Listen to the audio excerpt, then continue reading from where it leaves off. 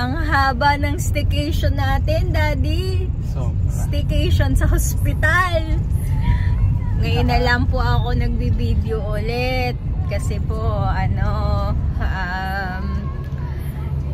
pang-4 na buwan na po namin sa ospital ni Daddy Erwin. Kasama si Alex. At gagawa po kami ng bagong video para i-walk through kayo kung ano po ang aming pinagdaanan. Ang sobrang hirap, hindi namin maunawaan. Why? Walang sagot sa why, Daddy. Wag na tayo maghanap ng sagot sa why. Ang hanapin na lang natin is paano natin tulungan din yung mga iba nating especially kapwa Pilipino na dumadanas din ng same case katulad sa atin. Napakahirap po talaga nitong sakit na to. Dati wala kaming pakialam sa mga chronic illness. We're only minding our own life. Siguro sabi ni God, anak, gamitin mo yung boses mo, tumulong ka sa iba. Kaya lang, napakasakit ng experience. Kailangan isakripisyo namin yung isa naming anak, si Alex. Pero makakaraos din. Ang daming problema. Pero ngayon si Alex naman ay surviving. Maayos na po ang kanyang mga vitals, mga test results niya, okay naman po. Pero ngayon na po namin haharapin yung isa pang problema. Paano po babayaran yung hospital bill? Ngumingiti lang po kami ni Daddy kasi naniniwala kami God is good, God is great. Masakit, hinuhold back pa rin namin yung tears namin, pero pinakita naman niya kung gaano niya kami kamahal. Kasi sa 4 months karga niya kami, hindi kami makagalaw kasi sobrang kami, para kaming tawag doon, Daddy, paralyzed. Para po kami na paralyzed, di kami makakilos ni Daddy. Di kami makapag-isip ng tama. Marami po siyang pinadalang mga taong tumutulong sa amin, mga taong nag-iisip ng paraan, mga taong wala pong ginawa kung hindi bigyan kami ng word of encouragement, mga prayers, mga prayer warriors namin. Yung iba, sabi ko nga po, na-appreciate ko yung kahit 20 pesos na donation, Daddy, nakakatanggap kami. Grabe, sobra. Mga hindi na po namin kilalang mga tao, mga talagang total stranger sa amin, bigyan po kami. Appreciate po namin yun. Lalo na po yung mga nagbibigay din ng napakalalaking halaga. Alam nyo po kung sino kayo. Maraming salamat. Nakaraos po kami ng mga initial bills namin, medicines ni Alex. Pero sa kasamaang palad, marami pa po talaga kaming kailangan bayaran sa ospital. Ang standing bill po namin ngayon is 9 million out of the 14 million na total bill namin. Mabait naman po ang ospital, willing po silang makipagtulungan sa amin. Kaso reality is we still need to pay half of it at least, and then magko-collateral na lang for the and promissory note for the half of it. Buti na lang po kami po ang magpartner. God is still good with us. Hindi niya po kami pinagkakasakit ni Daddy Erwin, kahit sobrang patang-pata na po kami. Hindi namin alam pa paano, muntik na kami magkaroon ng mental breakdown, pero araw-araw pinapalakas niya po yung loob namin by providing us good people, from doctors, nurses, nursing aides, hospital staff, mga caregivers, lahat po. Sobrang thankful po kami. Ngayon po magkasama kami ni Daddy dahil po after 4 months nakakuha po kami ng katuwang sa pag-aalaga kay Alex sa ospital. para po magawa namin yung mga errands namin naman para makakuha ng funds para po pambayad sa ospital. Kami po is humihingi pa rin ng tulong, donations, in all forms. Maraming salamat po. Kami po nananawagan din sa gobyerno kung sino po man ang makakapanood nito. Natulungan kami. Unfortunately, nasa UERM.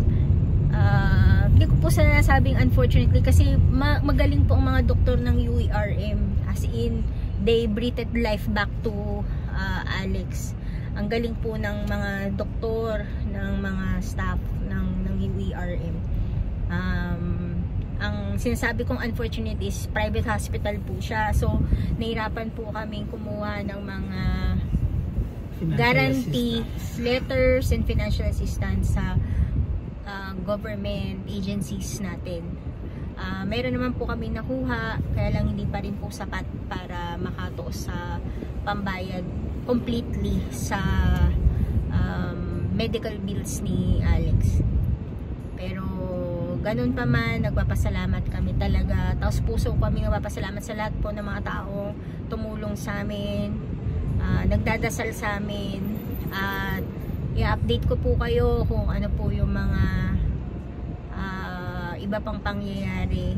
Marami, unfortunately po, siguro dahil din naging mulat kami or naging exposed kami sa sakit na to, ngayon po namin na-realize na ang dami po palang mga cases na ganito sa buong Pilipinas. And unfortunately, kumakalat po siya. Parang hindi kumakalat kundi dumadami po yung ganitong same cases. Again, di ko po alam kung dahil ba naging familiar kami, kaya naging mulat kami or aware kami dun sa sakit. Pero yun po, bumaba o iba ang immunity or immune system ng mga anak natin, or ng mga tao. May mga cases po kami nabaltaan din na unfortunately po nag-pass away because hindi po na kayanan yung sakit na to. Nadudurog po yung puso namin knowing na meron pong unfortunate circumstances yung ibang pamilya. Napaka-tridor po ng sakit na to. Just a simple mistake. Isang maling diagnosis or isang maling procedure, talaga pong kikitilin talaga yung buhay ng magkakaroon po nito. So, continue praying for us. Humingi po kami ng dasal, tulong, pangunawa, at pasensya na po kung laging napaka-depressing ng post po namin sa Facebook. Pero sa mga nakakakilala sa amin, alam nyo naman po, for the longest time, we try to be an inspiration to everyone by only sharing happy moments, inspiring moments sa amin. Pero meron din po palang inspiring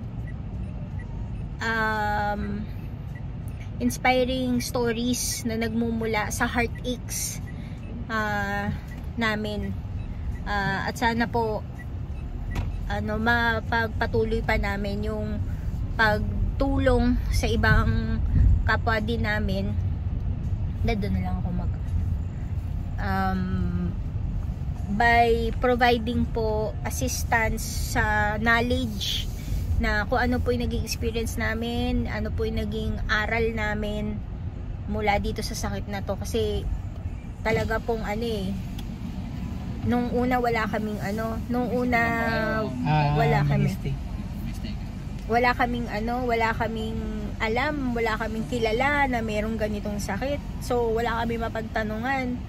Nagre-research kami. Ang mga research namin, ang research namin nasa international setup, mga tiga UK, US, pati po yung course of treatment sa kanila po namin naaral. Pero yung local po, wala kaming pagkunan information. Hirap na hirap po talaga kami. Pero eventually naka-reach out kami sa mga naka-reach out kami sa mga families, sa mga meron nga po family friend namin Kaya lang po unfortunately nag-expire yung he passed away.